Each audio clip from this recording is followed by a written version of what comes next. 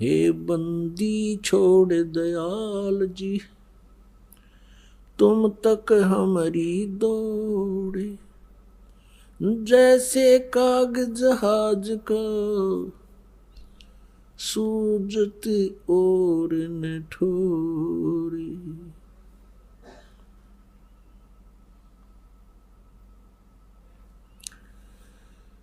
पूर्ण ब्रह्म, परम अक्षर ब्रह्म, सर्वश्रेष्ठी रचनहार कबीर देव जी,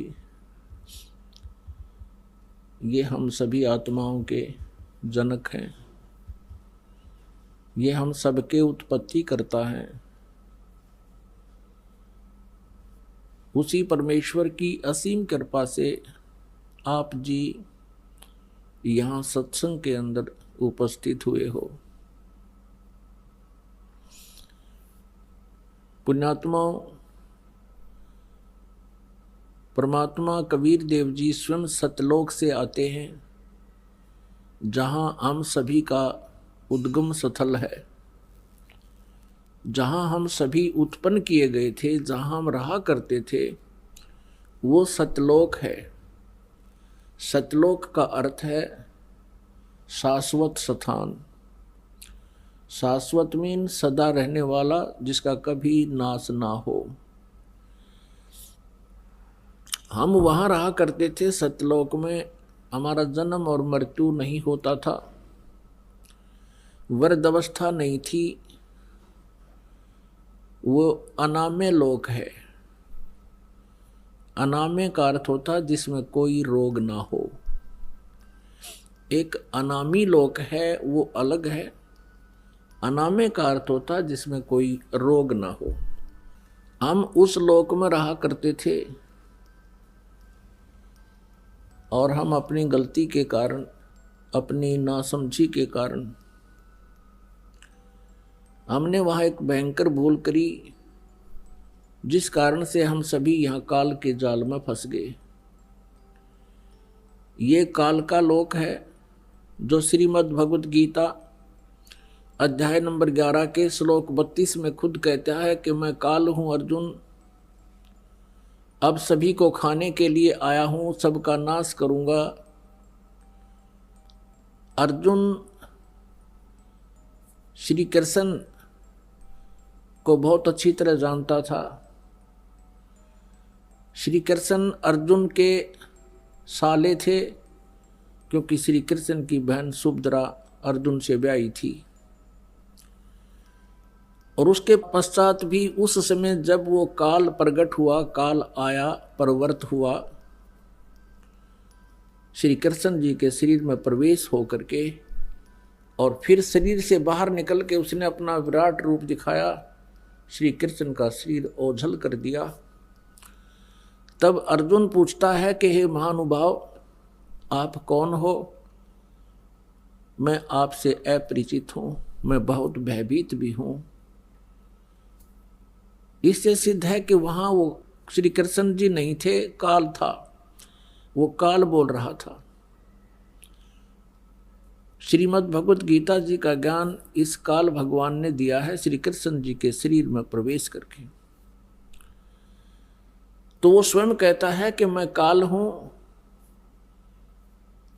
और अब प्रवृत्त हुआ हूं।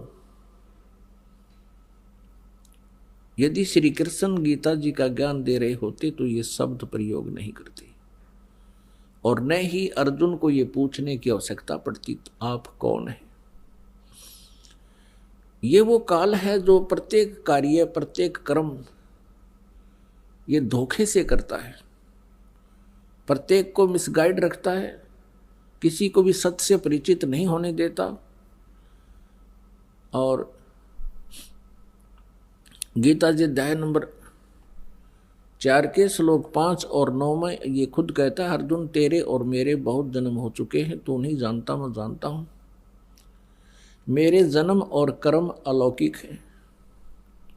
इसके कर्म अलौकिक ऐसे हैं कि ये किसी को सच्चाई से परिचित नहीं होने देता, अपने वास्तविक रूप को कभी किसी के सामने प्रत्यक्ष नहीं करता। ये काल है जिसके लोक में हम फंस गए हैं। और ये स्वयं अर्जुन कह रहा है, क्योंकि वो श्री कृष्ण मान रहा था उनको, कह रहा है कि हे भगवान, आप तो देवताओं को भी खा रहे हो, 11वें अध्याय के 21वें श्लोक में आप ऋषियों को भी खा रहे हो, और वो आपसे ही मंगल कामना कर रहे हैं, प्रार्थना कर रहे हैं अपनी सुरक्षा की, आप उन्हें भी खा रहे हो। कुछ आपकी दाढ़ों में लटके हुए हैं, सब के सब आपके मुख में समा रहे हैं। तो 11वें अध्याय के 32वें श्लोक में कहता है, अर्जुन मैं काल हूं, मैं अब प्रवृत्त हुआ हूं, और तू ना युद्ध करेगा तो भी मैं इनको मार डालूंगा, मैंने इनको खाना है। तो ये लोक इस काल का है, और यहां जन्म और मृत्यु कंपलसरी है,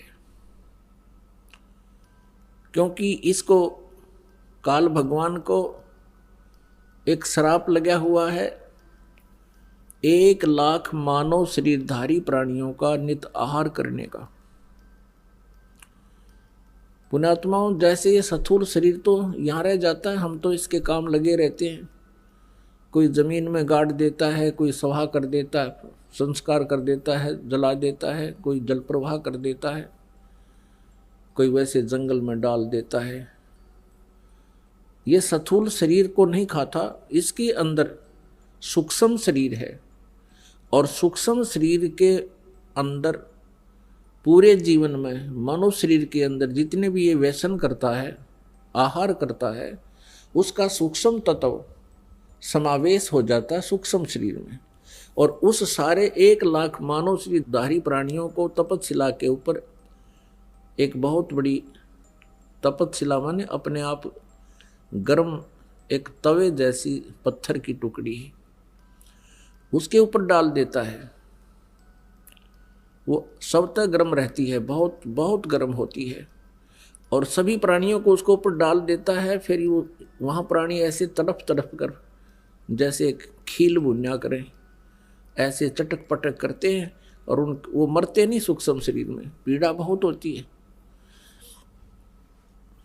सब तौबा बोल जाते हैं, उनसे निकले हुए गंध को वो काल खाता है। अपने आत्माओं,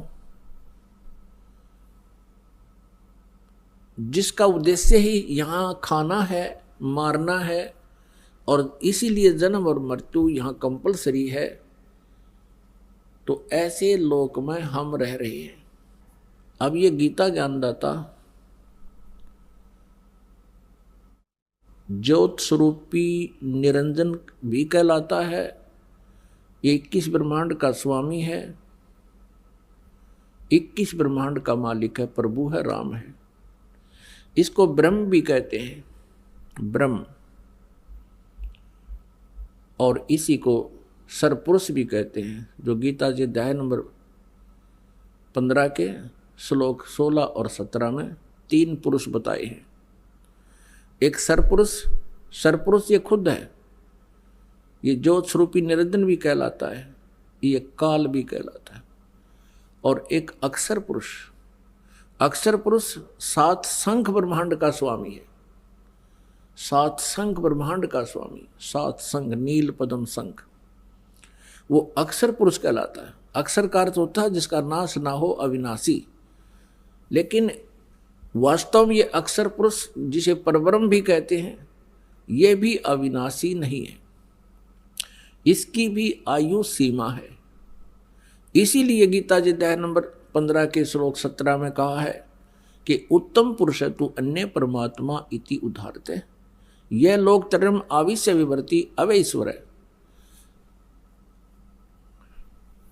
उत्तम पुरुष, जैसे गीता जी अध्याय नंबर 15 के श्लोक नंबर 16 में 2 पुरुष बताए, सरपुरुष और अक्षर पुरुष, और साथ में ये भी निर्णय दिया है कि इनके तथा इनके अंतर्गत जितने भी प्राणी हैं, ये सभी नाशवान हैं, और जीवात्मा किसी की मरती नहीं, वो अमर है।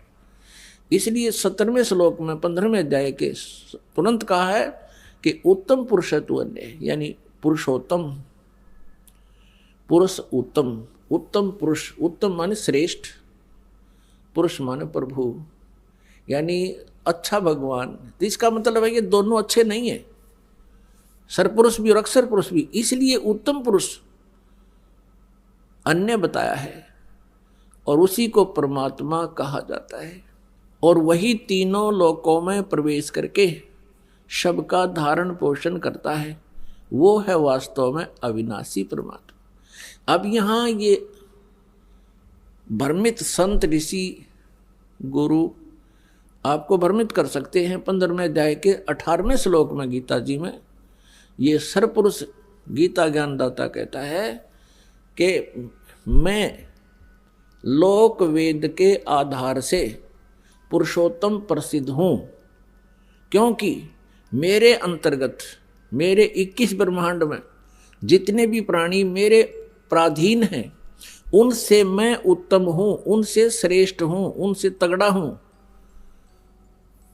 इसलिए मैं पुरुषोत्तम नाम से प्रसिद्ध हूँ। केवल लोक वेद, लोक वेद माने दंत कथा, जो वास्तविक ना हो।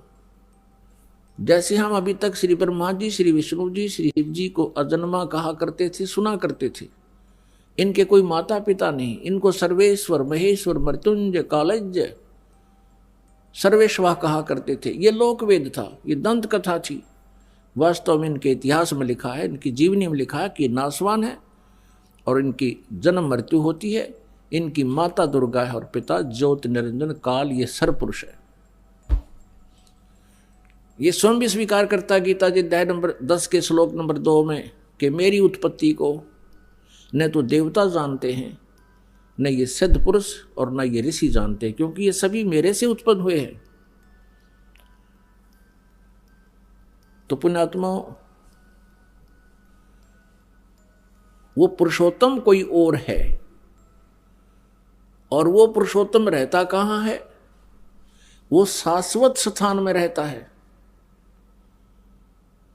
सनातन परमधाम में रहता है, और वहां से चलकर आता है।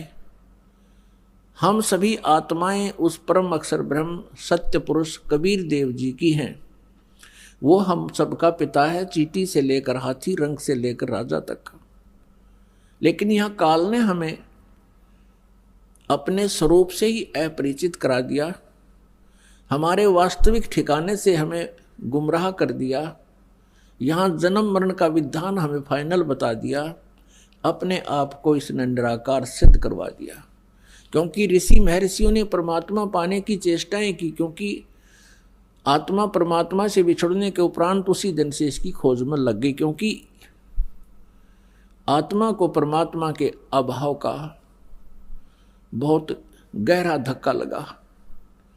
पुण्यात्माओं, जब तक आपके घर पर बिजली आई हुई है, बल्ब भी चल रहे हैं, कूलर भी चल रहे हैं, पंखा भी चल रहा है, और भी आवश्यक कार्य आप जो कर रहे हैं वो भी हो रहा है, और जिस समय वो बिजली चली जाती है फिर आपको उसकी आवश्यकता महसूस होती है, उसका अभाव आपको खटकता है, और सारा दिन कट लग जाए तो पसीने छूट जाते। तो ऐसे ही आत्मा को, हम सभी को वहाँ बहुत सुख था, किसी चीज़ का कोई अभाव नहीं था।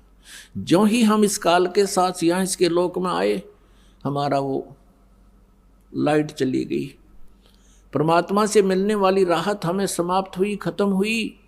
और हमारे जितने इन्वर्टर चार्ज थे, जब तक वो चलते रहे तो हम सोचते रहे मौज हो रही है, और जब हमारे इन्वर्टर की बैटरी डिस्चार्ज हो गई, फिर हम गधे और कुत्ते सुअर बना दिए गए इस काल के द्वारा, इस काल के लोग।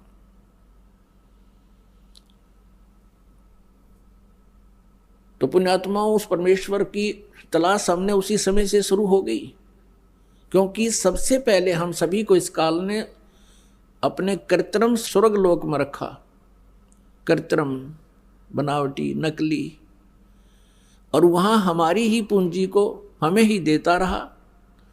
एक रेस्टोरेंट बना लिया इसने।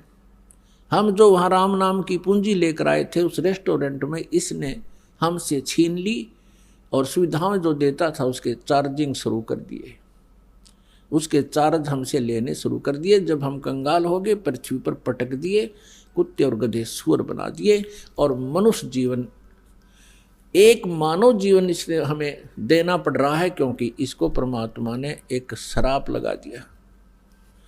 यदि पुण्यात्माओं इसको परमात्मा श्राप नहीं देते परमेश्वर कबीर जी, तो यह हमें मनुष्य जीवन कभी नहीं देता, इस पृथ्वी पर पटक देता सजाएं भोगने के लिए, और ऊपर हमें कभी भी अपने मूल ठिकाने का पता नहीं लगता।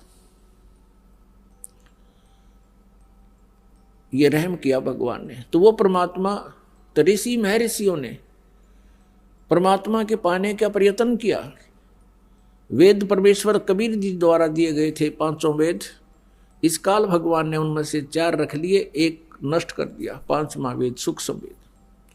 उस सूक्ष्म वेद के अंदर सभी जानकारी थी, हम कौन हैं, कहाँ से आए हैं, हम यहाँ कैसे फंसे हैं, और वापस सवलोक जाने का, अपने सतलोक जाने का कौन सा मार्ग है, कौन सी विधि है, कौन सी वे ऑफ वर्शिप है, पूजा की विधि है, वो उसमें पूरी डिटेल से लिखा हुआ है। जैसे गीता जी अध्याय नंबर 4 के श्लोक नंबर 32 में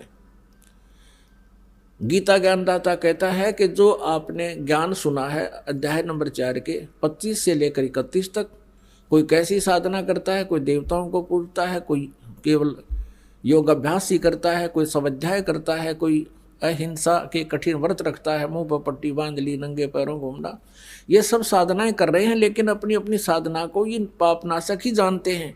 लेकिन चौथे अध्याय के 32वें श्लोक में कहा है कि वो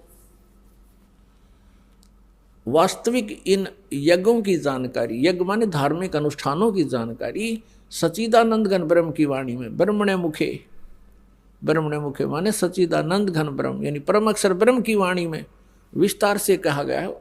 उनके जानने से तू सर्वथा कर्म बंधन से मुक्त हो जाएगा।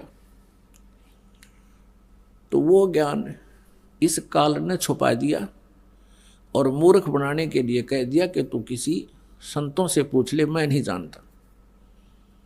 और जब परमात्मा आते हैं संत रूप में, वो मिसगाइड करता है सबको कि ये झूठा है, कपटी है, ये वेदों को नहीं जानता है, तो हम परमात्मा को पहचान नहीं पाते, जिस कारण से हम काल के जाल में फंसे रहे।